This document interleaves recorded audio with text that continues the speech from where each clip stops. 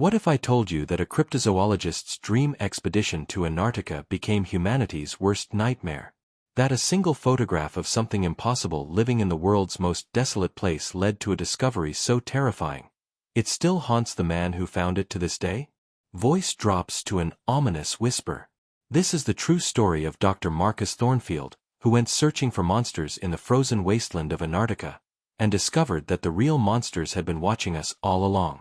Before we dive into this chilling tale, let me know in the comments what country you're watching from, and if you haven't subscribed yet, hit that button now because stories like this, they need to be told.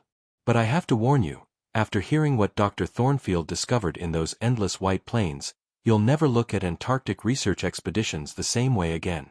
It all began with a photograph that should never have existed. Dr. Marcus Thornfield had dedicated his life to proving the impossible. At 45, the British cryptozoologist had spent 2 decades chasing legends across the globe, from Pacific Northwest forests hunting Bigfoot to Nepal's mountains searching for the Yeti. But it was a single photograph that arrived on a cold February morning in 2019 that would change everything. The photograph came from an anonymous source with only a brief note: Antarctica Station Alpha, 7, December 2018. They don't want you to see this.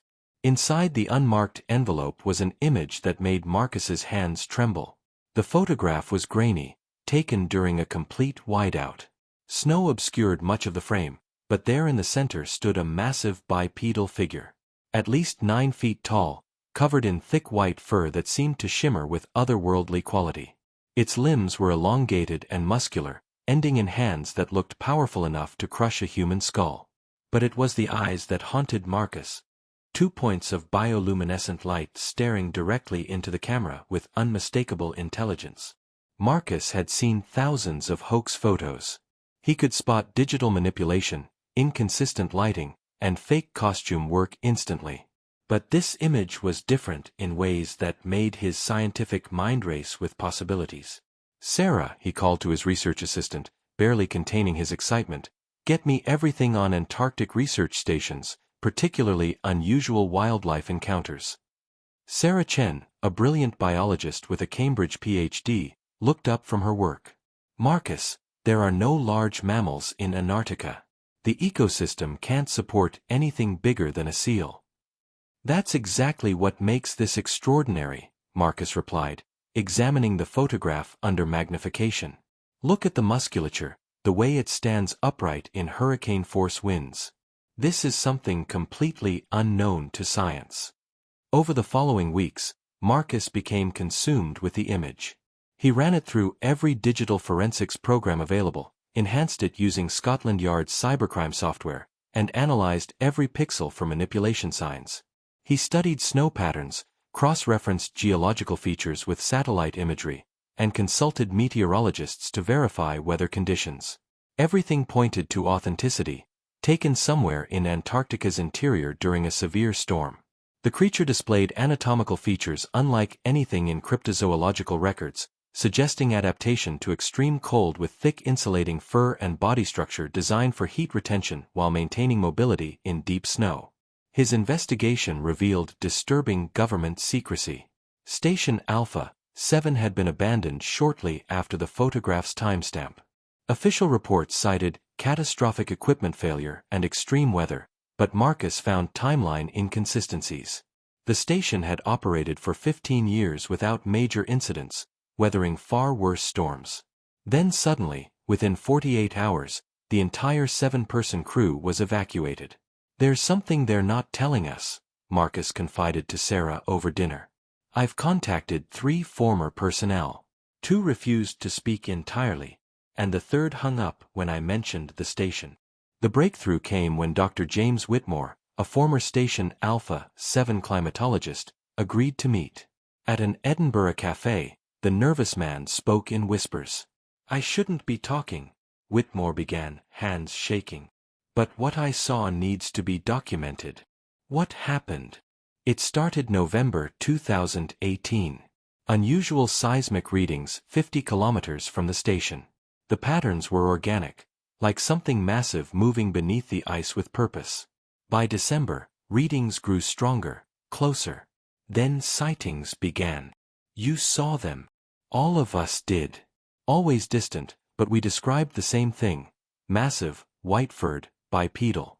And the eyes. They glowed with bioluminescence. Not reflected light, actual biological luminescence.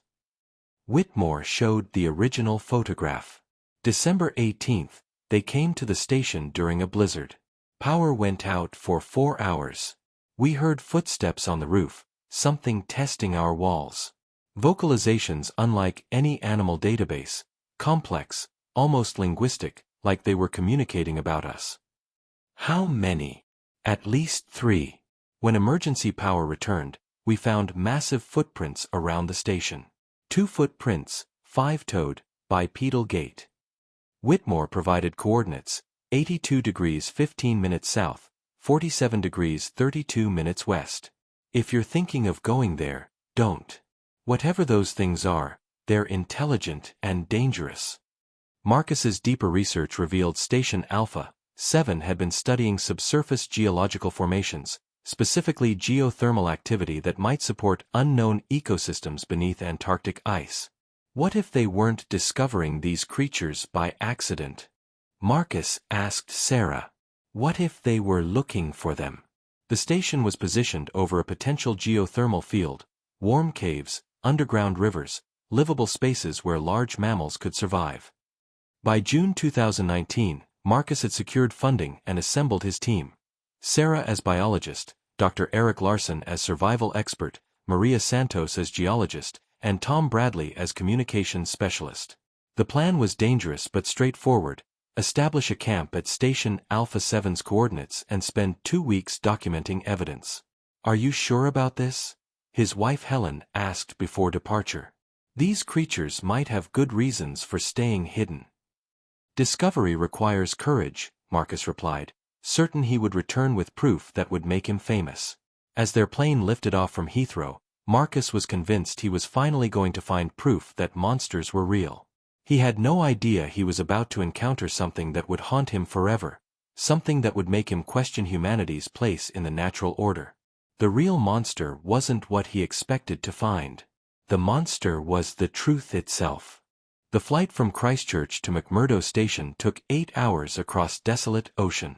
Marcus studied satellite imagery, identifying base camp locations near Station Alpha 7's coordinates. The area was a maze of crevasse fields and unstable ice formations. This looks incredibly dangerous, Sarah observed, reviewing topographical maps. Perfect for studying something without interference, Marcus replied. Eric Larson, their Norwegian survival expert, pointed out dangers. Weather windows here are extremely narrow. Even in summer, temperatures can drop to -40 without warning. If caught in storms, we could be trapped for weeks.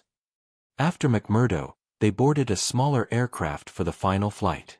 Pilot Jack Morrison had 20 years of Antarctic experience. I've been to these coordinates once, Jack said, loading gear. Emergency evacuation 6 months ago. Strangest evac ever. Usually teams are relieved. These folks were terrified, looking over shoulders like something was chasing them. What happened? None of my business, but I've never seen scientists abandon that much valuable equipment. Whatever spooked them good. Flying over desolate terrain, they spotted Station Alpha 7, prefabricated buildings partially buried in snow. Through binoculars, Marcus observed large tracks around the buildings, too big for humans. Jack landed half a kilometer from the station. Opening the aircraft door, Antarctic cold hit like a physical blow. -25 Fahrenheit with wind cutting through their parkas. Welcome to the bottom of the world, Eric said grimly. At this temperature, exposed skin freezes in 10 minutes. Stay covered and close. Establishing base camp took 6 brutal hours. They positioned their heated shelter 200 meters from the abandoned station. Tomorrow we explore, Marcus announced. Document everything, equipment, research data, evidence of what happened. Tom, setting up communications, made the first disturbing discovery. Strange electromagnetic readings. Signals from nearby, not on research station frequencies. Complex, almost like language, extending into infrasound, below human hearing. Many animals use infrasound, Eric noted. Elephants, whales. But in Antarctica, the first night was restless. Around 3 a.m., Tom's motion sensors detected movement. "We've got company," Tom whispered. Through thermal imaging, Marcus saw large shapes moving in the distance. At least 3 figures, massive, moving with deliberate gaits. The creatures observed their camp from 100 meters away. "They're real," Marcus breathed. "After 20 years, they're actually real." For an hour, creatures remained at camp's edge, occasionally changing position but never approaching. Marcus documented everything through thermal imaging. "Why aren't they coming closer?" Eric asked. "Maybe they're as curious about us," Maria suggested. "We're probably the first humans they've encountered in months." "Smart behavior," Tom added. "Any intelligent species would observe before making contact." Before dawn, creatures disappeared suddenly. "Notice how quietly they moved?" Sarah asked. "For that size, virtually no sound." "Adaptation for hunting where sound carries for miles," Marcus said excitedly. Next morning, they investigated the observation area. Footprints were enormous, over 2 feet long, 5 toes with apparent claws. More disturbing was the pattern: geometric shapes around the perimeter, systematic reconnaissance. "This isn't animal behavior," Eric said quietly. "This is military behavior. Tactical observation." They positioned themselves for multiple angles with escape routes. Coordinated, intelligent surveillance. "If they're this organized, they might see us as threats," Marcus realized. "Or prey," Eric added grimly. Exploring Station Alpha, 7 revealed hasty evacuation signs. Valuable equipment abandoned, research scattered, walls covered with drawings made by personnel during final days. The drawings depicted massive humanoid figures with elongated limbs, oversized clawed hands, and faces almost human but subtly wrong. Maria found a tracking map in the geology lab. They weren't just observing, they were tracking them. The map showed cave networks beneath ice, connected to geothermal vents. Red X marks indicated increasing creature activity before evacuation. Tom found disturbing evidence in communications. Final radio logs showed escalating terror. Initial excitement at discovering unknown life became fear as they realized creatures weren't just observing but studying them with intelligence matching human capabilities. The final entry: "They're learning. Every day closer, and they're learning. Yesterday they mimicked our radio signals. Today they arranged rocks matching our equipment layout. They're not just intelligent, they're adapting to us." That night, creatures returned differently. Instead of distant observation, they approached within 50 meters. No longer silent. "Do you hear that?" Sarah whispered. Complex vocalizations, modulated sounds in patterns seeming linguistic. "They're repeating our radio transmissions from yesterday," Tom announced through recordings. Through alien vocalizations, Marcus heard fragments of their conversations, played back perfectly but twisted, as if creatures were analyzing human speech patterns. "They're learning our language in less than 48 hours, Eric said grimly. "Whatever these things are, they learn too fast." Vocalizations stopped abruptly.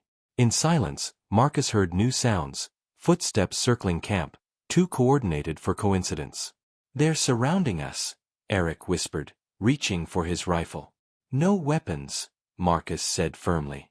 "If they wanted to hurt us, they could have already." The standoff continued hours. Creatures maintained positions while the team monitored thermal imaging and listened to occasional mimicked human speech from darkness. Before dawn, activity stopped. Creatures withdrew, leaving geometric track patterns and new structures made from ice and stone, arranged defying natural formation. "They're trying to tell us something," Marcus realized, studying formations. "These are symbols." But studying the alien symbols in growing Antarctic dawn, Marcus couldn't shake the feeling creatures weren't welcoming them. The geometric patterns, coordinated surveillance, rapid language acquisition pointed to something far more disturbing than curiosity. They weren't being greeted by a new species. They were being evaluated by something potentially far more advanced than humanity imagined. And Marcus suspected his team had failed the evaluation. They weren't hunters anymore. They were the hunted. The third day brought a blizzard trapping Marcus's team for 18 hours. During confinement, Sarah found a hidden compartment in recovered Station Alpha, 7 journals containing photographs, video files, and Dr. Whitmore's handwritten account. Marcus, you need to read this. All of it. The hidden account revealed Station Alpha 7 wasn't climate research. It was established to contact entities the government had known about for decades. Project Deep Freeze, Marcus read. Established 1987 following satellite reconnaissance, identifying artificial structures beneath Antarctic ice. Mission: establish communication with non-human intelligence confirmed to inhabit subsurface geothermal cave systems. The creatures weren't unknown animals. They were remnants of an ancient civilization that survived the Ice Age by retreating underground. For thousands of years, they'd lived in vast geothermal cavern systems, developing sophisticated society while humanity struggled with fire. First contact was 1988, Marcus continued. The entities, the survivors, demonstrated technology beyond current human capabilities. Advanced metallurgy, biotechnology, and most disturbing, the ability to influence human behavior through subsonic frequencies. Influence how? Tom asked nervously. They can generate frequency patterns affecting human brain chemistry, induce hallucinations, modify memory, and completely control human actions. Eric stood abruptly. We need to leave. Now. If these things can control minds, everything we've experienced might not be real. Marcus continued reading increasingly terrifying entries. December 15, 2018. The survivors have been studying our research methods and protocols. They are preparing for something, but we cannot determine what. Their behavior has become aggressive, and team members report vivid nightmares featuring the entities. Have you had unusual dreams since arriving? Sarah asked. Marcus paused. He had experienced strange dreams, visions of vast underground cities, beings almost human but moving with predatory grace, voices calling in alien yet familiar languages. We all have, Tom admitted. December 17th. They've learned to mimic our appearance. Dr. Rodriguez was found outside the perimeter at 0300, claiming to follow another team member. Security footage shows Rodriguez never left the station. Whatever he followed was something else wearing a human face. December 18th. Final entry. They're not trying to communicate. They're studying us. Learning everything about human behavior, technology, society. I believe they are preparing for something beyond simple contact. Decision made to evacuate immediately. May God forgive us for what we may have unleashed. As the blizzard subsided, movement appeared in the distance. Figures walking upright with familiar human posture. Search and rescue approaching, Maria said through binoculars. Impossible, Eric said. No one knows our coordinates, and any rescue would contact us by radio. Tom checked communications. No incoming signals. If that's rescue, they're operating in complete radio silence. As figures approached, details became clearer. They wore identical Antarctic gear, moving with purpose but wrong movement patterns. Too synchronized, too perfect, like choreographed performance rather than natural human behavior. The figures stopped 100 meters away, spreading out in the same tactical surveillance pattern the creatures had performed. One raised an arm and waved. Even at distance, Marcus saw proportions were wrong. Arm too long, hand too large, movement too fluid for human anatomy. They're mimicking us but can't get it right, Sarah whispered. The final video file revealed the most terrifying truth. Timestamp showed hours before Station Alpha 7 evacuation. The video showed the laboratory with figures looking exactly like the research team conducting experiments, operating equipment with perfect familiarity. But the real research team was visible in background, huddled in terror, watching their doubles work with alien precision. They're not just mimicking appearance, Marcus realized. They're replacing us. The video showed false research team conducting biological experiments on samples disturbingly similar to human tissue. The creatures weren't just studying human behavior, they were studying human biology, preparing to infiltrate human society. Final moments showed one false human turning toward camera, smiling with perfectly human expression except for eyes glowing with the same bioluminescence they'd observed. They wanted this found, Sarah said. Outside, the approaching figures were close enough for Marcus to see faces clearly. Each looked exactly like his team members, but faces were wrong. Features too sharp, expressions too perfect, movements too controlled. They're not here to make contact, Marcus realized with horror. They're here to replace us. The false team members began setting up communications equipment, mimicking Tom's exact procedures.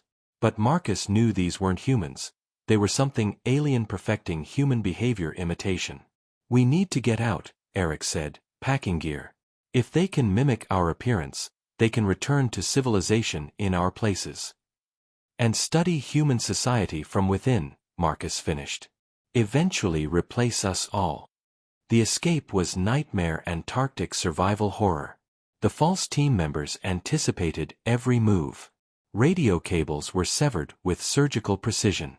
Emergency supply cache was emptied, contents arranged in geometric patterns. During desperate flight across ice, Tom made a final chilling discovery. I'm picking up radio transmissions. They're using our voices, our call signs, requesting emergency evacuation. They're ensuring no one else comes looking for us. As they struggled through blizzard toward pickup coordinates, Marcus realized the full scope. The survivors hadn't been hiding, they'd been studying humanity, preparing for something beyond simple contact. The rescue helicopter eventually found them and took them to McMurdo, then civilization. But Marcus knew the truth would die with them. No one would believe their story, and evidence was left behind in Antarctica. 3 months later in London, Marcus received final, terrifying confirmation. A news report showed footage of a scientific expedition to Antarctica. 5 researchers who looked exactly like Marcus's team, conducting climate research in Station Alpha 7's exact location. The expedition leader looked directly into camera and smiled. It was Marcus's own face, but the eyes glowed with unmistakable bioluminescence. Marcus Thornfield had gone to Antarctica searching for monsters and discovered something far worse, an intelligence already among us, wearing human faces, preparing for something that would make humanity's nightmares seem pleasant. To this day, Marcus can't look at photographs of Antarctic expeditions without wondering which faces are real, and which are survivors wearing human masks, continuing their study of the species they're preparing to replace. The monsters were real. But they weren't hiding in wilderness anymore. They were hiding in plain sight.